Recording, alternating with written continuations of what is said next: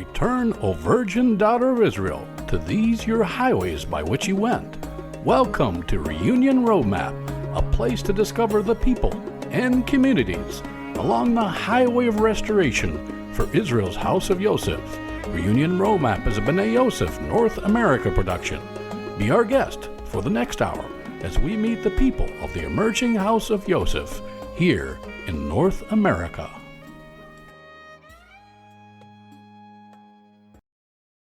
Shalom, this is Safani Pappas with B'nai Yosef North America, and with me is Al McCarn, our Executive Director, and we're going to part 2 in our interview with Samuel and Keila Wearp, aren't we, Al? Yes, we are heading back out to Missouri where they are currently living. And in this second of our 4-part interview, this is where we get into the details of their sheep shearing expedition to Judea. The Rising Sparks is the name of their ministry, and what they did in Israel, why they were delayed coming home. Although, if you ask Samuel, and I bet you'll ask Keila as well, they would say home is Israel. That's where their hearts are. But why were they delayed there before coming back to the United States? We'll get that. And you'll hear about who are the shepherds? Who are these shepherds who are, the Davids of the 21st century? The Davids and the Deborahs. You might be surprised to learn who they are and how important they are. In this episode, Samuel and Keila explain that these modern-day shepherds are doing in Judea what their counterparts in the IDF are doing in Gaza and what they have done in Lebanon and in Yemen against the Houthis. They're holding the land and reclaiming the land, and they're doing the same thing that the patriarchs and matriarchs of Israel did. It's not all that glorious. We'll put some pictures of their sheep shearing expedition up on this post on our website. But it's hard. The sheep are cantankerous. They bite. And as Samuel says, it had been a couple of years since they had been sheared. Now, that surprised me. I thought you would want to shear the sheep every season. Well, no, and he explains why that is. He'll also explain what is done with the wool or what is not done with the wool. And so listen closely to that part. It's, it's a thing to pray about for the present and future of Israel. So with that as introduction, let's go on back to Missouri and continue our conversation with Samuel and Keila Wearp.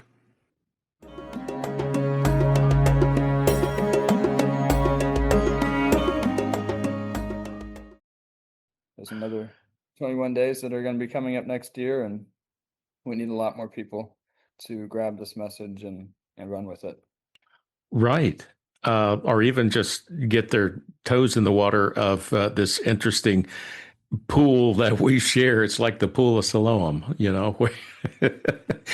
where we all go and wash. Okay, so why I wanted you to tell that, Samuel, is I was listening to it this morning, your teaching, and I'm thinking there are no superfluous details in the scriptures. Mm-hmm. So if Luke in his gospel in chapter 2 is taking care to record that Anna is of the tribe of Asher, there must be a reason. Well, now you gave me the reason. Because of this tradition that this daughter of Asher, Sarah, was there to identify and proclaim the Redeemer, Moses, the one who would take them out of Egypt. Mm-hmm. And there's the connection with the Redeemer for all Israel and all the nations in Yeshua, and the daughter of Asher does the same. And as I was saying earlier, I imagine that there are not many Jewish people who understand the Christian story in the Gospel of Luke, and they're probably aren't any Christians who understand this Jewish tradition of Sarah, daughter of Asher. But when we come together and start comparing notes, well, I don't know about my Jewish friends and counterparts, but my faith is strengthened as I'm seeing this consistent narrative that God has woven throughout the ages.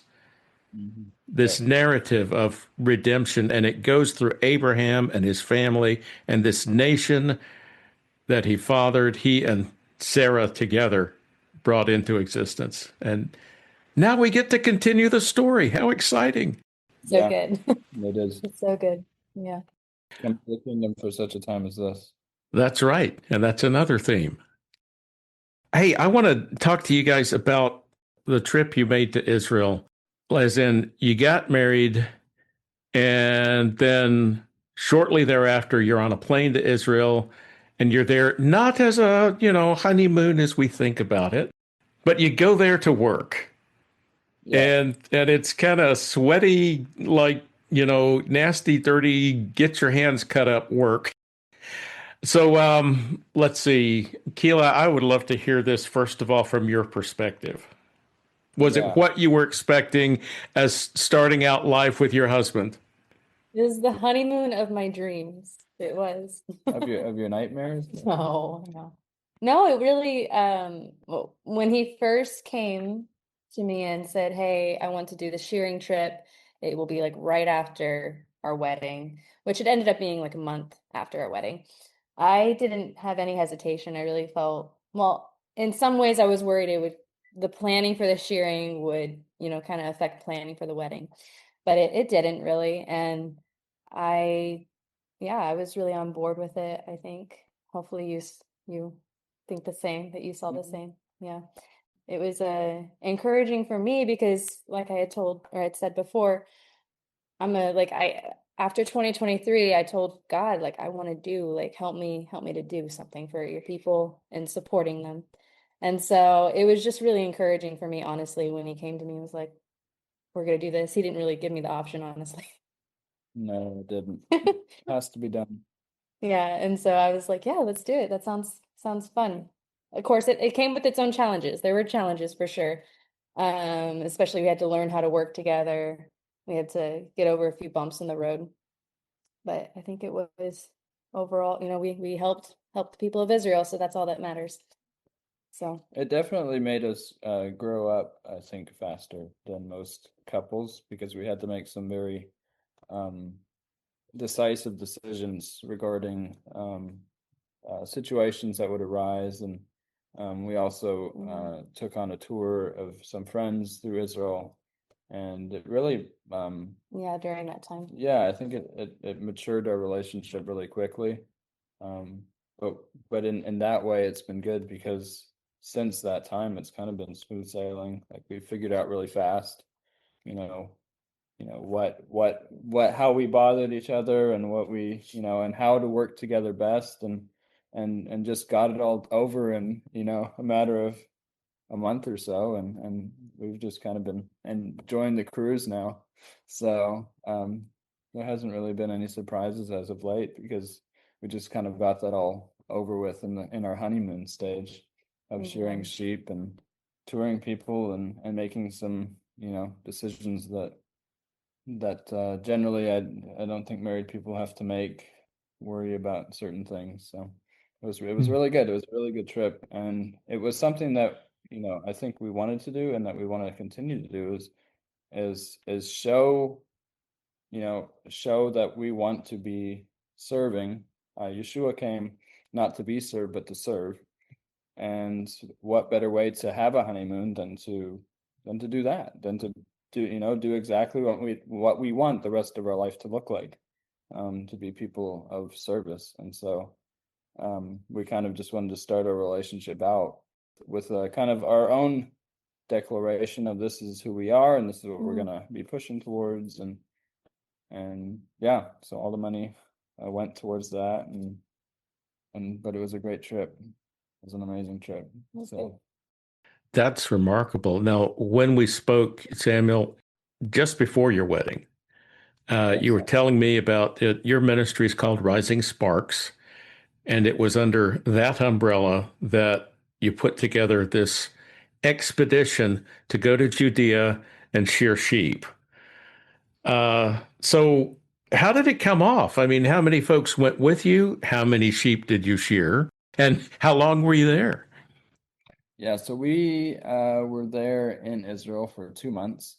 We were supposed to be there for a month and a half, but the Houthis in Yemen kept us in Israel for a little longer than we expected, but it was a good thing. We really enjoyed our time. We got to stay there for Shavuot, the holiday of Pentecost, and which didn't think we were going to get, and had a really good time. Yeah, we were preparing for this trip. Half the trip was a tour with friends, and then the rest of the trip was just service. And it was kind of, uh, I guess, funny, interesting, all of the above. I was realizing that, so we had two guys who joined with me to come and do the shearing. Brand new. They were kind of like me when I first started, although their first sheep were in Israel, and I had two under my belt and a bunch of YouTube videos to start off. So we get these guys on the ground. They've just watched YouTube videos. That's it. And it's the three of us, and Keila was like our everything. She kept everything running. She made sure that we had a place to sleep at night, made sure that we had food and water, and also sheared. She's a shearer. And I don't know that any of us are professional, but we do profess that we shear sheep in Judea. So it was a great trip. But nearing the end of the trip with these two guys, I realized, and also with my trip, I realized that, man, we're not going to finish these sheep. I think he had probably about 400 sheep on his farm, something like that, and we just weren't going fast enough to accomplish the amount of sheep that needed to be sheared. Well, you should give background on the situation the sheep were in, the extent of the length of their wool. It had been 2 years before they were sheared. Right. So the last And time the last time I had sheared them, which would have been 2023, would have been the last time they were shorn. So we had 2 years worth of wool. Wool is not they don't use it for anything, and so they don't really care what condition the wool is in, and so therefore it's very dirty, nasty, dirty wool. layers of dirt. And so the shearing equipment was hard on the shearing equipment too. It was a yeah, they were working hard too. Yeah, the shearing equipment was hard at work. So Yeah. I yeah. And so I realized that we're not gonna probably get this done in time. And so I was already training some of the farm hands on the farm, how to work the machines and how to do it, because I realized that um, you know, I'm only here for another week and I'm not going to be able to do it. And I was praying and I said, Lord, I don't understand. I don't get it. Like, I've thought that the nations are supposed to shear the sheep, and the nations aren't the ones that, the strangers aren't the ones that are doing it. It's going to have to be these young Jewish teenagers that do it. And then all of a sudden our flights are delayed. And I'm like, okay, well, we can get some more in, and I still don't see it happening. And then our flights are delayed again. And so it was one of those things where the strangers did come, and they were the ones that took care of the flocks in Judea. I just didn't know how it was going to work out or happen, and God made a way. And Keila kicked me out of bed every morning, and we got it done. So she's a Judean girl. Her heart is in Judea. Okay, so a question on the wool, because I'm rather surprised to hear that, well, there's no use for the wool. Why? Mm.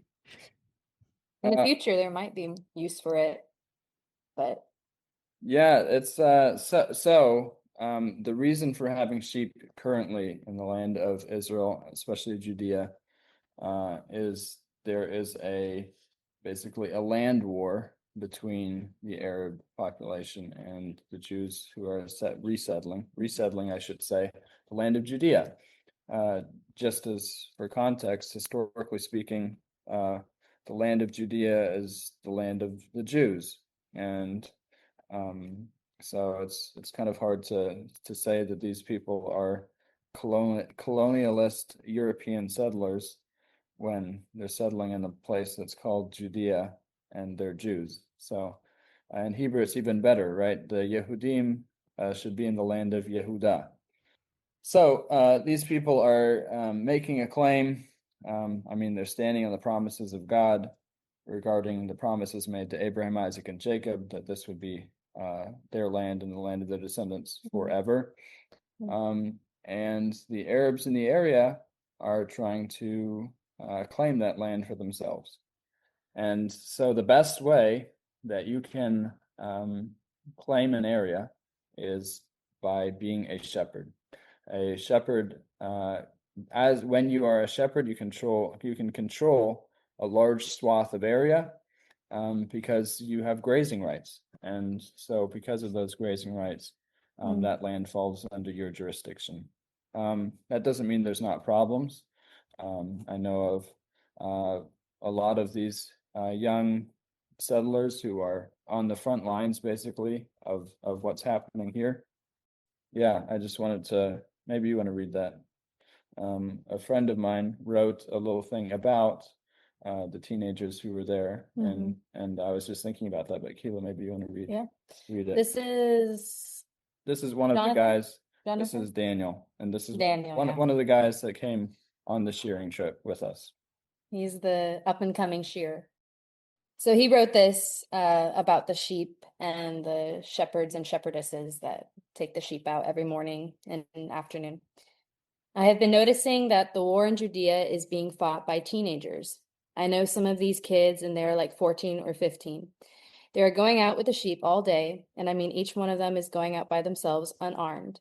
They are taking the sheep out and claiming the land by grazing the sheep on it. In Gaza, the IDF is going in and taking the land, but here in Judea, it's the young boys and girls who are out with the sheep. They are the ones who are fighting.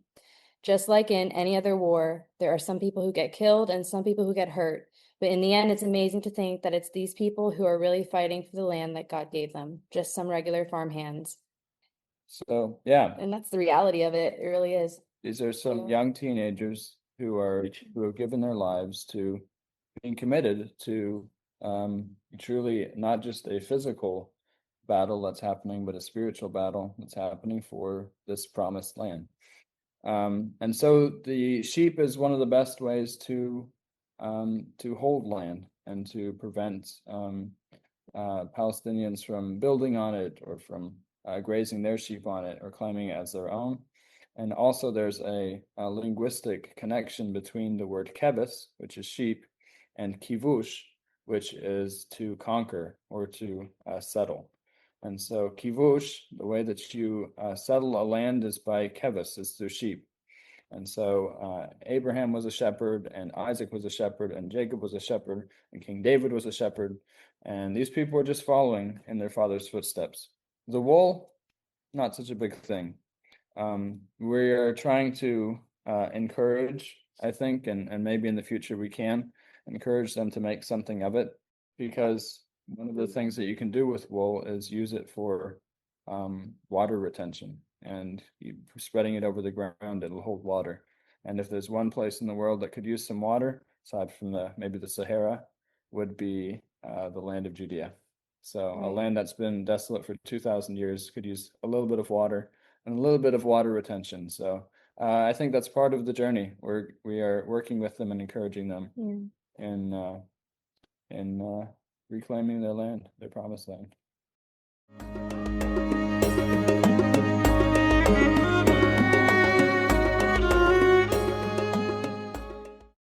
Here are Samuel and Benjamin Wearp with Hashivenu.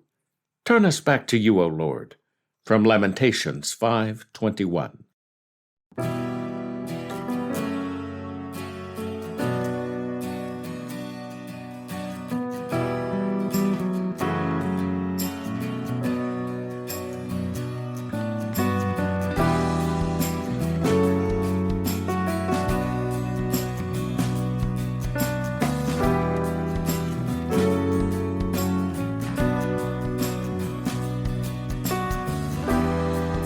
השם לעולם. תשב כיסאך לדור ודור. למה לנצח תשכחנו, תעזבנו להולך ימים. אתה השם לעולם.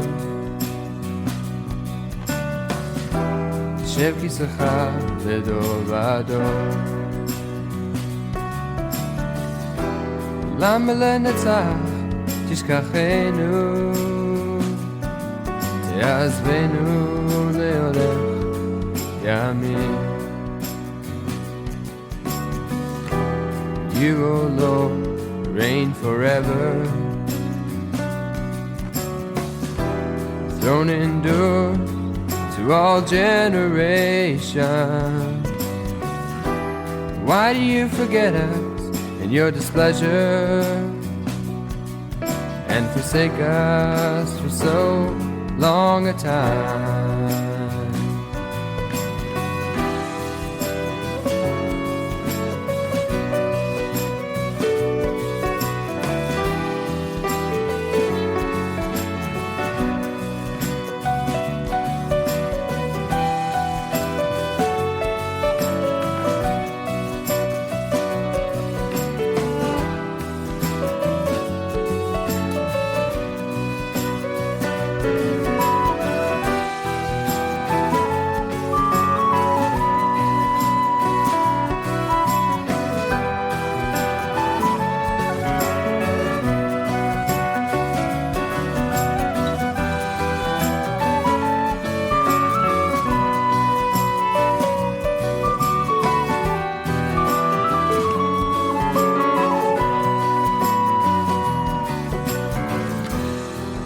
השם לעולם.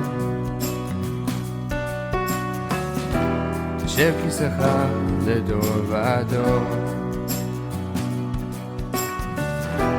למה לנצח תשכחנו, תעזבנו להולך ימים.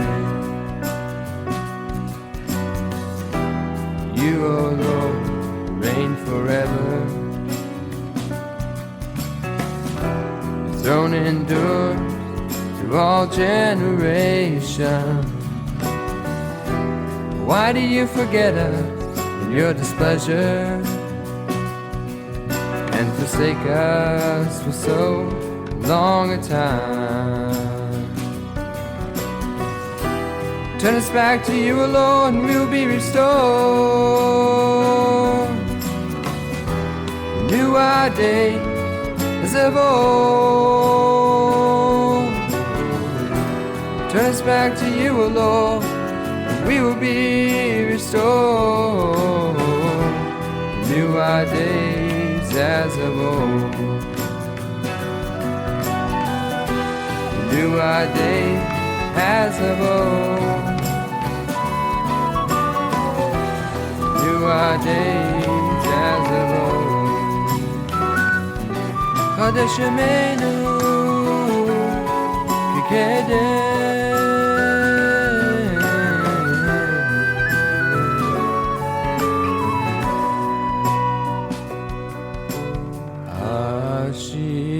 השיבנו השם אליך ונשובה. חדש ימינו, חדש ימינו כקדם.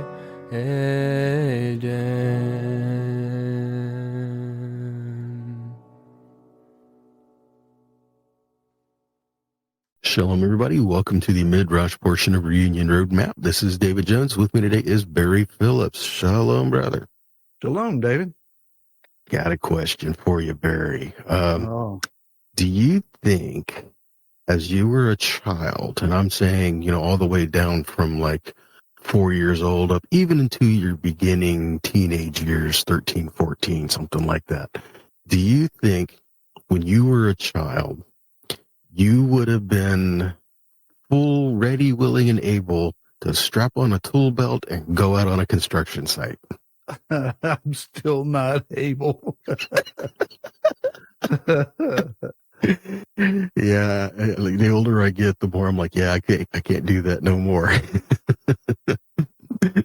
Gone are my days of putting on a big construction belt. So listen, I had an idea about this. Thinking about building the tabernacle and the different things, and the Midrash claims that Bezalel, who was essentially the foreman of the task of building the Mishkan, he was 13 years old.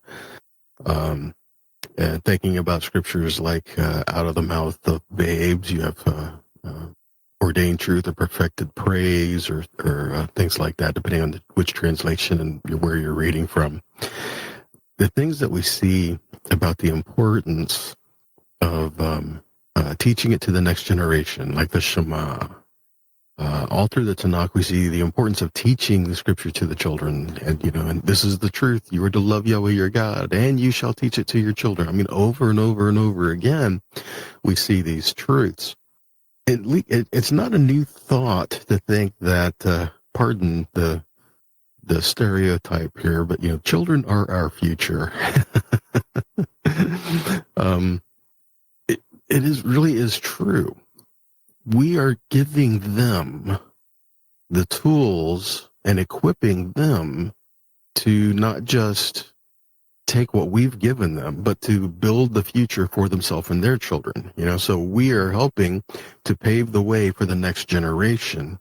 And then as the next generation comes up, they are paving the way for the next generation. And it just continues and continues. And it made me think about this. There's a time when Scripture says that Yahweh himself is going to teach our children. And I'm looking in Isaiah 54, verses 13 and 14. I'm going to read that real quick.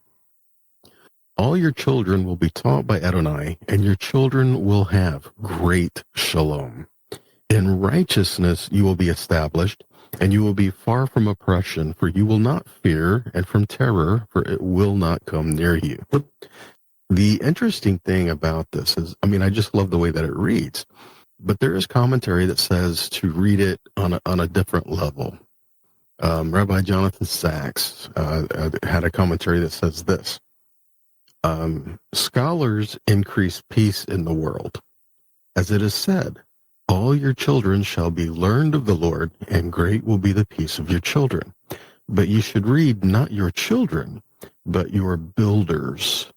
In the Hebrew is v'chol banech, and the word banech can be read as bonech, which means builders. So we have an interesting thing here. They're relating the word ben, which is stone, to the word bana, which is build, and ben, which is son. Let me correct that. Ben, which is son, to the word bana, which means to build.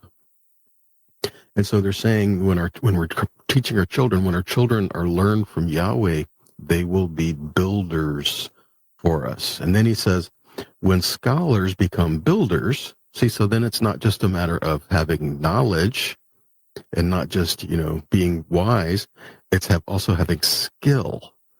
So when scholars become builders, they create peace. And if you seek to create a community out of strongly individualistic people, you have to turn them into builders. And I kind of like the way that it says strongly individualistic people, because we all have our own ideas and thoughts and opinions, and we are our own individuals. But the question is, are we willing to take who we are individually and put them together to become builders? It's kind of the thought in Peter when he talks about living stones. So we have the whole idea of our sons should be scholars taught by Yahweh, but they should have that intimate, knowledgeable relationship with him where they take that knowledge and they apply it to build, I'm going to say, the kingdom. And when you build, Most often, if you want it to last, something is built from stone. Now, one more thought on this. The word for stone is Evan, and I believe this to be a compound word. It's spelled Aleph, Bet, Nun. Aleph and Bet is Av, which means father, and Bet and Nun is Ben, which means son. Yeah. So here we have a picture of father and son together, and when they're together, the Bet right in the middle is a house. That we could bait this house. So when father and son come together, they're building a house. And this is something I find beautiful and a great lesson for us as well. Even the idea of building an altar for Yahweh is to be built with uncut stones to build an altar used for worship and used for his house. So all of this is, you could even find relationships between people and stones, even down to the idea of the heart of stone becoming flesh. We see this symbolism throughout the scripture, a lot of different places, a lot of different things. But I don't want to monopolize the time. Barry, what do you think about this? Well, as you were talking about earlier, the scholars, we have a lot of folks within our community who believe themselves to be scholars, and many are. They're well studied. You know, the level of understanding of Scripture in any given audience that currently I would sit or stand in front of, what's going through my mind, David, is what am I going to say that they hadn't already studied out for themselves? This is not your typical nominal congregation where any insight whatsoever is new thought for them or a new perspective. In the Hebraic Roots community, you stand before almost any audience. It's like, these people are probably better studied than I am. So what am I going to say? Right, it's a challenge. Right. That being the case, too often we have seen it, our knowledge used to promote the individual, not the body, to be argumentative or divisive and those kinds of things. Where here Isaiah is saying we should be builders, and even those that are strongly individualistic, getting them to have a common project. And that's the key. What common project can we stand in front of them and say, I understand your strong individualism. I hear your unique perspective. I'm not shooting it down. I'm asking you, how can you use that to partner with this guy and have a common goal? And that's a skill set I think that we're commonly lacking in our leadership, is to find a way to get people, maybe, among congregations or in a congregation or house groups, what common goal? Ultimately, the common goal is the kingdom. Right. But the kingdom right now seems, even though it could be much sooner than we think, if we're real about it, we're still putting it off a number of years and thinking, I got time to run my own horse and see if I can't beat everybody else. And that, any project, any common goal that we think that we can accomplish, it's going to take longer than we imagine. It's just, throw it out there an additional 3 or 4 years and then start multiplying. It's going to take some time getting a project off of the ground, let alone actually seeing something materialize. Takes more effort, more prayer, more time, because you're going to have setbacks. We ought to be finished in 6 months. Well, by the time you add up the setbacks, now you understand why it took, 2 years plus. Right. So I like where you went with that. The scholars will increase peace. If you are scholarly, you will need to find a way, if you're a genuine scholar, to find shalom among wholeness and completeness among ourselves and not division. Mm. That's a great way to put it. It's not just about knowledge; it's about being humble, and then you can learn to apply that knowledge. Then it's all the knowledge coming together, and that's relying on Yahweh for the midst of that. And then that in itself does come to create peace, because He is our uniting factor. I like that. We have to come together to build something, having a common goal. Too often, I think we see people uniting over not a common goal, but common trials and tribulations. One of the things that we see in our society is people bonding over trauma. It is kind of laughable, but it's true. It's even the whole military, band of brothers kind of thing. You get people who don't like each other, but you throw them in boot camp together and throw them in a foxhole together, and they come out best friends. Sometimes people bond over trauma, and I think we need to turn that focus. We need to turn to our binding together isn't just the idea of, okay, well, we're supposed to be all one family, one body, but how do we do that? Well, it's in Him. In Him. If we turn our focus towards the Father, instead of just studying for myself and so I could be scholarly, we need to have, like you said, have that kingdom focus and to build His kingdom, not our own, which kind of goes into something we were talking a little bit before the recording and just kind of while we were setting things up about our identity does not save us. And you brought out a good point from Matthew 9. You care to share that, Barry? Yes, actually Matthew 3:9. Yes. Where Yochanan the Immerser, John the Baptist, is dealing with the religious leadership crowd that's come down to verify his baptism and authenticate it or not. And he said, do not think to say to yourselves, we have Abraham as father, for I say to you that Elohim is able to raise up children to Abraham from these stones. And it's a bit of a word play here. The difference in Hebrew between children and stones is only the first letter. Yeah. Children is banim, stones are abanim. Right. It's just adding one letter. So there's an obvious wordplay that is taking place here.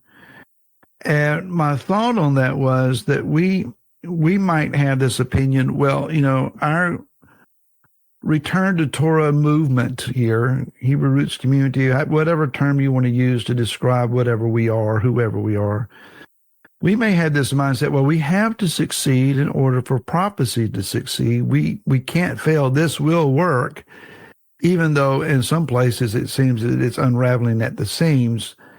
We have this mindset at times, well, this is prophecy fulfilled. It's going to work. We just don't know how yet.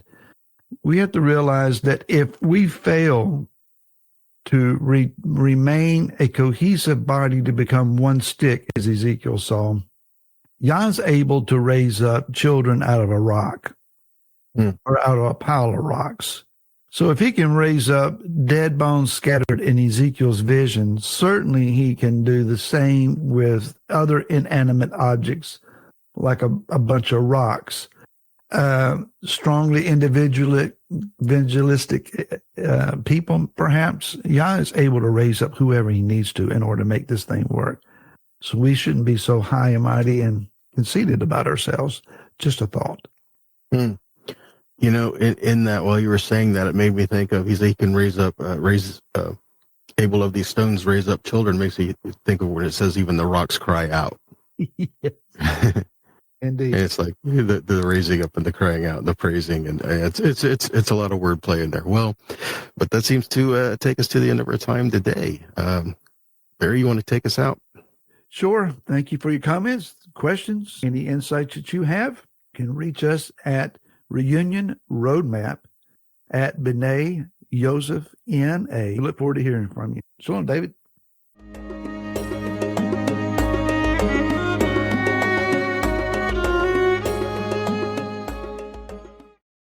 Here's the Exodus Road Band singing We Will Go Home from their album The Tree, available at exodusroadband.com.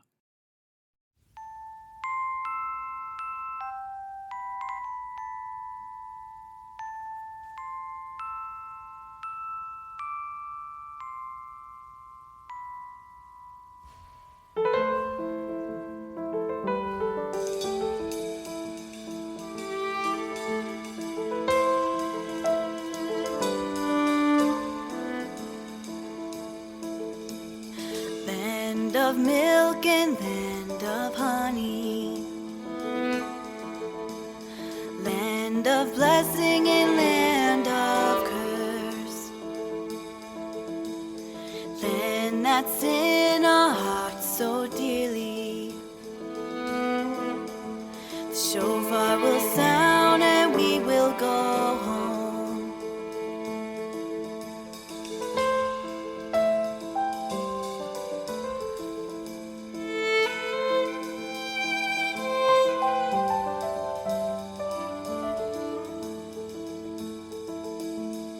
Land of wheat and land of barley, land of hopes and land of dreams. Hear our singing the song of Moses. Shofar will sound and we will go home. We will go home, we will go home. Shofar will sound and we will go home. We will go home, we will go home. Shofar will sound and we will go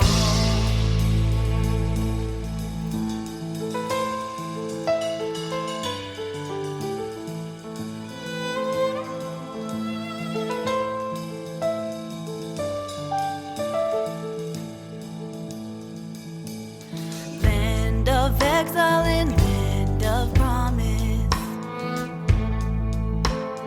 Land of valleys and land of mountains, land of his living waters. shofar will sound and we will go home. We will go home, we will go home. Shofar will sound and we will go home. We will go home, we will go home. Shofar will sound and we will go home. Land of peace, land of wars, land of prophets and land of stones. Land he gave us and land we forsook.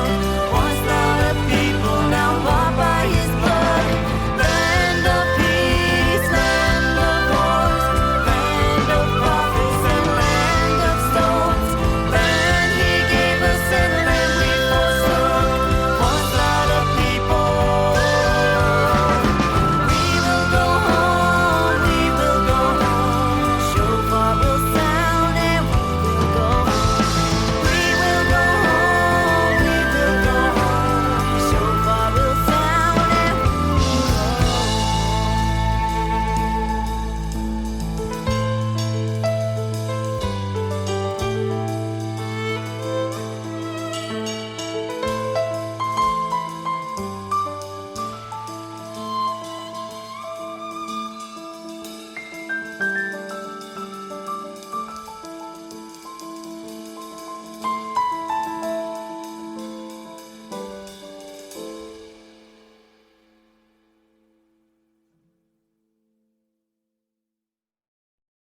Well, I hope you enjoyed the musical segments for this episode. We had Samuel and Benjamin Wearp at the beginning, and then you just heard the Exodus Road Band with a song from their second album, The Tree. It's called We Will Go Home. And we look forward to going home to the place we haven't been yet. Stefania, we've been to Israel. Our hearts are there. We have not yet been to the fully manifested kingdom of the Messiah of Israel. And that's where we want to be. Where, and I just every day, I guess, I'm thinking about why do we want to do that? What would we have there? Well, one thing we would have, I hope, is unity so that the stumbling blocks are removed and we can actually praise our King, our God, our Creator all together without reservation. You know, Barry and David got to that point in a roundabout way in this midrash. Stones, children, and builders. Tell me what you brought away from that midrash. Well, for one, I just want to bring out that we're called B'nai Yosef North America, and many of us will just say the name of the acronym, and we pronounce it Bina. Bina is the word to build. And it's kind of interesting, they'll go looking at the midrash they're talking about. And I was thinking about, the state of affairs of where things are, and you could actually look at what's happening in the body of Messiah today and all the arguing, the backbiting, and all this kind of thing that's going on. And you're wondering, Father, will we ever get to the point where we'll build together and there will be a nation to build? But then you read Ezekiel, and it says that when I get you there, I'm going to clean you up. So maybe we ought to think about, and instead of maybe thinking about our brother or sister that we're having issues with, and we're maybe we're thinking about, Father, wow, this could be a person that he cleans up, and I have the opportunity to work hand in hand with them, and we get there and we're all cleaned up and we become this functional family building together. Oh, that would be nice. I remember this was many, many years ago. I was reading a book on intercession, and there was one anecdote in there about a pastor or missionary to India, and he did not get along very well with one of the Indian pastors. Where this got my attention is the man was in prayer, and he started to complain to the Father about his Indian colleague. And he started out to say, "Hast thou not seen, O Lord?" And the Holy Spirit caught him up short and said, "Don't touch the apple of God's eye." And we should remember that. If there's differences of interpretation from the scriptures, if there are differences of pronunciation of the name, whatever divisions or differences that there could be, well, don't automatically assume that the other person is your enemy. Now, there are some things that are just way out there. I don't know, we'll have trouble fellowshipping on, but that's still doesn't mean you want to cast accusations. It seems to me that our Father is in that role. That's not our job. So, yes, I certainly agree. I look forward to that day when we can just be done with all of that division and start building together. We could build together anyway. Yes. Certainly on those places where we agree. And Exactly. it's a lot of it is just our choice, isn't it? It is. Well, folks, it's also your choice to come to the B'nai Yosef North America website. So I would invite you there, BNEYYOSEFNA.com, B'naiYosefNA.com. Check out our resources. See if you would like to be an affiliate of B'nai Yosef North America. You can start that process right there on the home page. You could also click on the donate button if you are so inclined to partner with us, and we would be greatly honored if you would. So that will do it for this edition of Reunion Roadmap. On behalf of Stefania Pappas and Barry Phillips and David Jones, this is Al McCarn. Shavua Tov. Thank you for joining us on Reunion Roadmap, a production of B'nai Yosef North America. Please come back next week for another visit with the people of the emerging house of Yosef here in North America.